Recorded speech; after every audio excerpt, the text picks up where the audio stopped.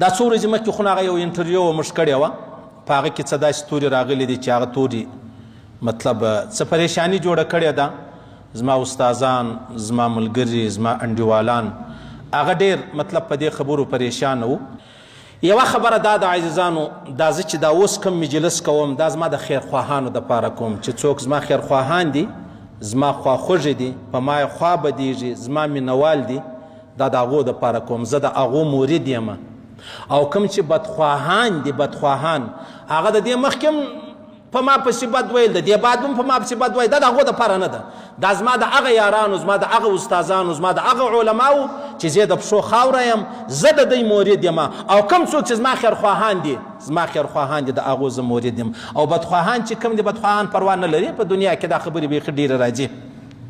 خو دا یوه خبره ده سړی باید چې شکنځا ډېرې ونه کړي شکنځا مه کوئ. هغه لوی ملا صاحب که ستاسې په یاد دي نو خلکو ورته ویل چې امریکې ویل موږ ته اسامه په لاس راکېده ولا سړی د اسامه خبره والله که ده قسم ده که د اسامه خبره ده دې خلکو ارادې نورې دي دا کم بدخواهان چې کوم دي دا قسم ده که دا خبره ده چې یا پلانۍ خبره ده یا پلانۍ دا خبره والله که ده هغه ځان ته بیا خپل زما سره څه غرض و شی مې به خامخا لري زه هم انسان یم یا به م تاوان ورسولی یا به م نقصان ورسولی یا به م غیبت پسې کړی هر شی چې د الله څخه به معافي پر دې خبره غواړو.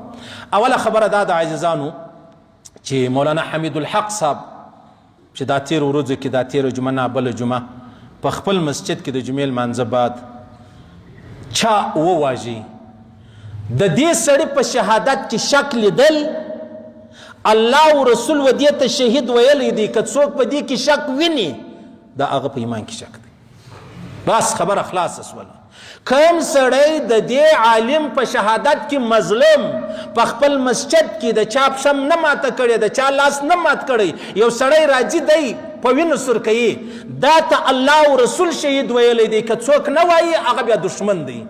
دشمن به خامخا دغه خبرې کوي دشمن ته خو بیا اجازه ده زما دا ایمان دی که زه په دې خبره کې شک ووینم چې دا شهادت نه دی زما په ایمان کې بیا شک دی.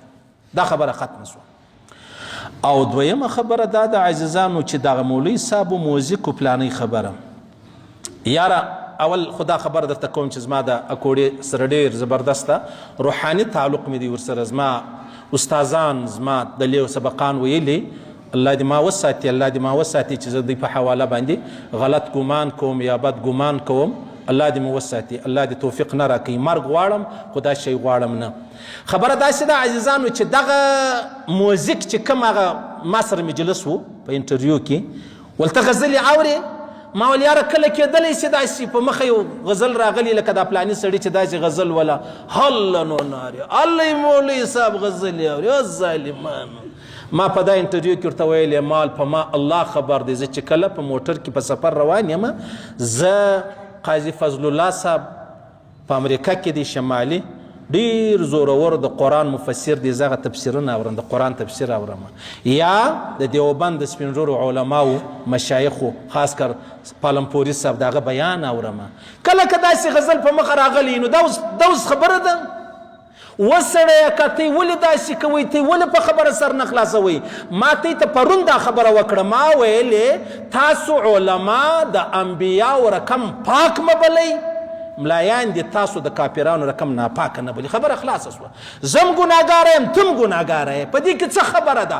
بیا اوس خو د میډیا زمانه ده د میډیا زمانه ده او میډیا زمانه کې له غلط نظرۍ ځان بچاول او له موزیک ځان بچاول دا نشي کېدلی دا نشي کېدلی. او الحمدلله په خدای قسم که یا فیسبوک لرم یا ټیک ټاک لرم یا دا نور بلاوي لرم الحمدلله. دا خبره چې زه درته کومه هغه عبدالرحمن بابا څه وایي وایي دا دې څوک له څنګه ناست دی نه پوهېږم دا دې څوک له څنګه ناست دی نه پوهېږم چې خبرې د رحمان سره په جنګ کړې. ولې څه در پیښه ده ته ماته ښکنځاوې کوې پر دې خبره چې کوم چا ماته زما اصلاح کوي زه د هغو مورید یم هغه زما پیران دي خدای دې وکړي چې هلته ریړۍ چلوي او پاته دا نورې خبرې سولې دا نورې خبرې.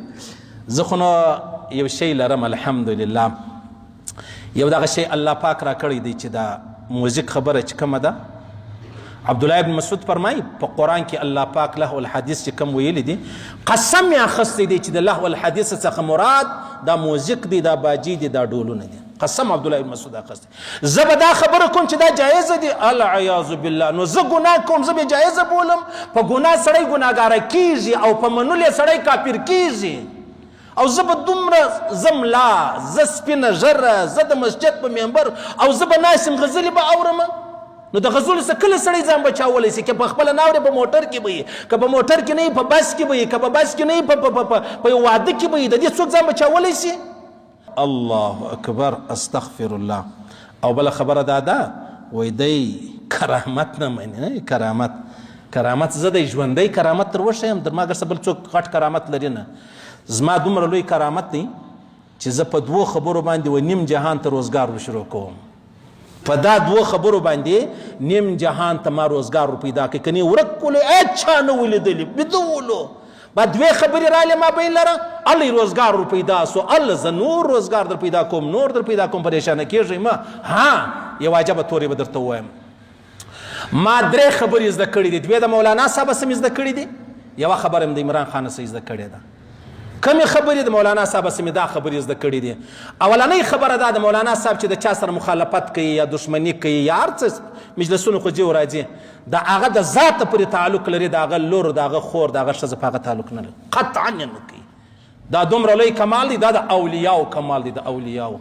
ما دا په ځان کې راوستلی دی. که ته زما سره دشمني کوې، ستا بچی زما بچی ده، صحیح ده، بعد نوره خبره نسته. او دویم مې دغه تورې جنس زده کړی دی چې کله څوک څه پسې ووایي جوابونه نه ورکوي، جواب نه ورکوي. ولې نه ورکوي جواب؟ وخت کم دی.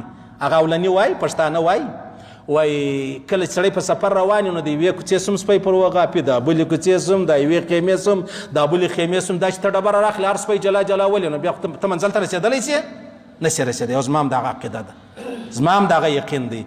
او د عمران خان سم بیا دا زده کړي چې کله څوک ورته وایي چې پلاني ستا په باره کې دا ویل، قرار دی مسکا شي وخاندي او صحیح ده، ټیک ده، صحیح سو. دا تورې ما زده کړي دي. الله دې موږ وساتي. که ما غلطي کړې، زه ته په ما څه چم کولی، زه دا زما دا بیان نه دی. په ذل جلال که د خپل ذات او د خپل شهرت د بچاو دپاره کوم، د خپل ایمان د بچاو دپاره م درته وکړي. په ذل جلال دا دي ګورئ، محراب دی، مسجد دی، روزه ده، حدیثو کتاب مې مخ ته پروت دی، الله زما په زړه خبر دی. ته په ما څه کولی شې؟ ستا به څه شهرت یي؟ ولې پر لاس مچه ګبړه ښکنځاوې کوې؟ تر دې نو سپی سړی نه چې په دې خبرو خطا وځي. او الحمدلله زه په دې خبرو نه خطا وځم.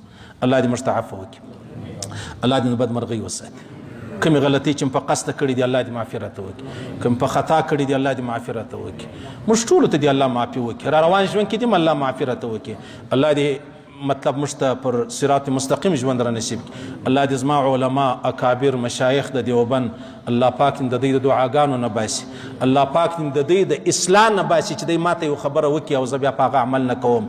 الله پاک دې پر دغه اسلام، پر دغه قرآن، پر دغه دین، پر دغه کلمه موږ ته ژوند را نصیب کړي او مرګ دې الله پاک پر دغه تور را نصیب کړي. خیر، الله دې ویل اورېدل قبول منظور وګرځوي. الله دې خپل احکامات د جناب نبی کریم مبارک صلی الله علیه وسلم طریقې را نصیب کړي.